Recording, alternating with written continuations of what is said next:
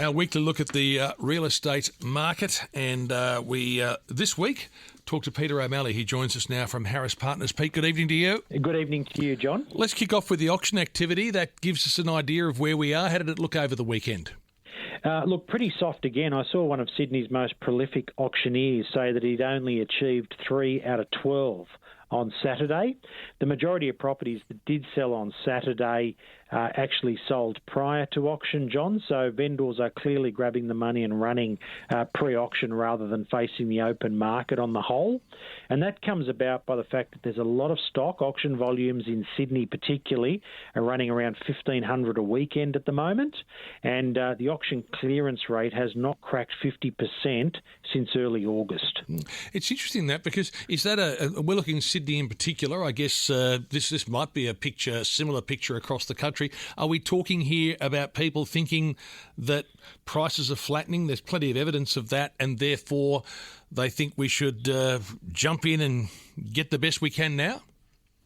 Yeah, look, Sydney and Melbourne are very similar in terms of how they're performing as far as the auction clearance rate goes. Melbourne's probably a bit softer because the state government have introduced some laws there towards investors that are causing investors to sell out and new investors not to want to buy into the Melbourne market at the moment. Brisbane would still be doing pretty well. It's in an upward swing and has now moved into second place in terms of most expensive property markets. With Sydney, you really need to be following the segment of the market that you're transacting in. So one person's experience in, say, maybe Western Sydney will be completely different to someone's experience in the eastern suburbs at the moment. Conversely, someone buying an apartment or selling an apartment might be having a completely different experience in the property market to someone selling quite a large family home. So very choppy conditions. It would be wrong to describe the market in any one particular way other than segments of the market are doing well and there are segments increasingly struggling. It's the business that you're in, Peter, so you're talking about volume and the market and what's happening here and there, and there are plenty of people listening who are investors, but I'm right, aren't I, that for most people it's just the biggest transaction of their life, and they might only do it a couple of times, few times in their life. So these become really critical decisions that they're trying to work out in terms of timing. Oh, they certainly do. And, you know, when will the RBA cut interest rates? What will property prices do next year? Are we at the start of a downturn or are we at the bottom of the market? These are all the decisions that both buyers and sellers are asking themselves at the moment because the outlook is so unclear at the moment. Yeah, and we feel like we've started Christmas very early. Summer started early. It feels like we're really getting toward the end of the year. Does that start to slow things as well? Because everything does seem to come to a halt during that period. What's really difficult as a real estate agent in Sydney at this time of year, John, is to get people to list and come to market now. There's still actually enough time to run a full campaign between now and Christmas, but there's a lot of vendors that are probably open to selling off-market leading into Christmas, but don't want to launch a full campaign until the early new year.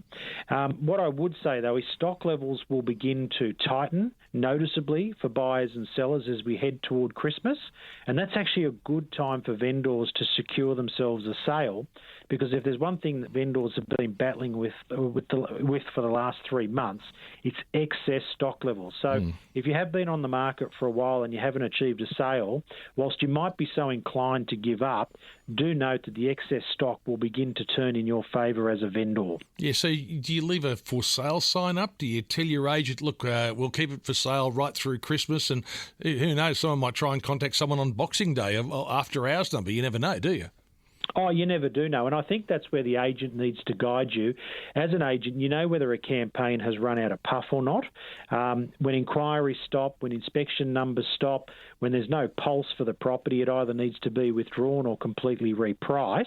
But if your agent feels that your campaign still has life in it and people are still inquiring and turning up each week to tell them the pros and cons about the property, the reason you may not have achieved a sale is just simply excess stock levels, which, as I say, will tighten as we get closer to Christmas, offering a chance to secure a sale, which has probably been hard fought for quite a few vendors around town. Yeah, and I know this might sound silly. Say you're looking at either an open house or an auction, whatever it might be. on a particular Saturday and you look and you see, it's going to be overcast and rainy. Does that actually dampen people's interest? The place doesn't look quite as good?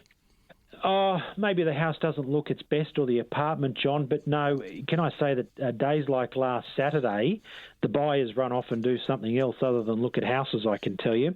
So most real estate agents... You're talking about on a nice day where it's really lovely weather. On a nice day, that's right. Most agents will tell you that inspection numbers tend to go up on the days that are not so good because people are less inclined to get out and about to the beach, etc.